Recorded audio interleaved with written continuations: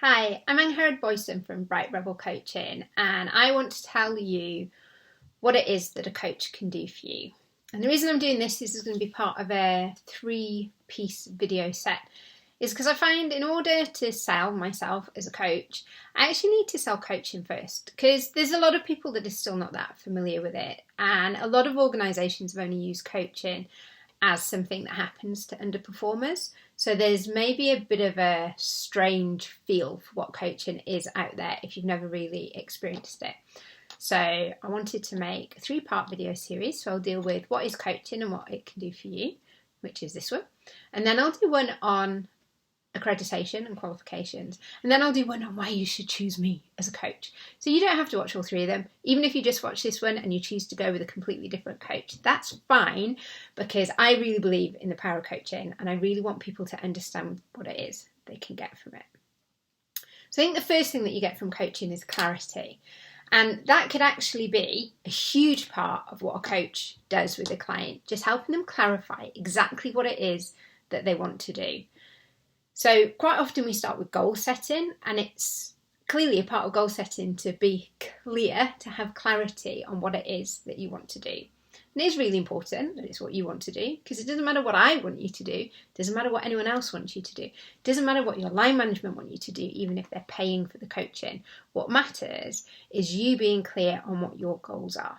Sometimes you might spend 1 or 2 sessions of a program really investigating that clarity, because quite often people come to me and the reason that they want to coach is because they feel like they've suddenly woken up, in their mid-40s, in a career that they no longer enjoy, and they don't understand what they're doing there and they don't really know where they want to go from there. So we might spend quite a long time on the clarity building, and that's fine. Next thing we look at, once we've got the clarity about where you want to go, are all of your different options for getting there. And at this stage, we rule out nothing. We look at all of the different options. Now, quite often, people come up with one option and they think, well, that sounds great and I want to go with that. And our job as a coach is to keep saying, what else? What else? What else? Until the well is dry. Because a lot of people end up blending elements from several different options together to create their next step, which is their action plan. And I think this is something that's really, really important, that potentially people don't always get about coaches. And sometimes that might be because they've had a coach that hasn't really done this as much. But the whole point of coaching is that you change something. Because you've not come to coaching because you want everything to stay the same. You come to coaching because you want to change something. So you need an action plan. You need to actually do something. Even if the change is internal and it's to do with your mindset or your cognition, there are still things that you're going to do. There will be circumstances that arise and you will be changing your mindset, you'll be changing the way that you think about things, or you might be changing your behaviour. So your action plan details all of that. What are you going to do and when are you going to do it?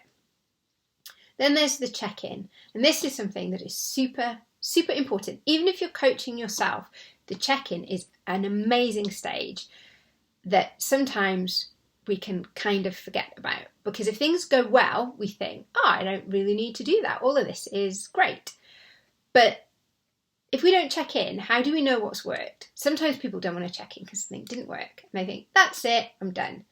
But remember, we said that we'd look at lots of different options. So even if that one option really 100% genuinely didn't work, if you followed out your action plan to the letter and that didn't work, we still have other options to work on. But what we sometimes find when we check in is that those options didn't work because, for instance, we might have said that we'd do something, or you might have said that you do something 4 times a week, and then you realise that actually that's asking a bit much to go from 0 to 4. So maybe what you need to do is break it down to 2. It could be that there's been some external event that is completely bonkers and is highly unlikely to be repeated that stopped you from fulfilling your action plan. And it's good to check in with that as well and realise, no, we're still good with this action plan. We just, it just couldn't happen this particular week. So the check-in, the refinement, enhancing that action plan so you still know exactly what it is that you're going to be doing.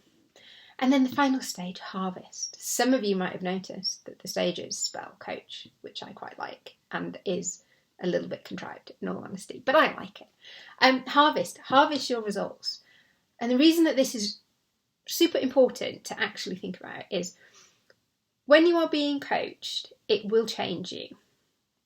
And sometimes that change is really unexpected to other people. So there are some potential downsides to some of the changes that you're going to go through, because maybe other people won't like that change. Maybe they won't like you being assertive. Maybe they won't like you standing up for yourself. But the positives will massively outweigh the negatives if we've gone through the process correctly. And all of those actions will harvest results in years and years to come. So this isn't, coaching, it can be a short-term thing, but it will have a long-term impact. So when we're talking about harvesting results, that's because it's a really, there are results that you will be seeing day in and day out for the rest of your life. That's what coaching can bring to you. That's what coaching can bring to anybody. I will check in again tomorrow to tell you a little bit about why I think you should have an accredited and a qualified coach.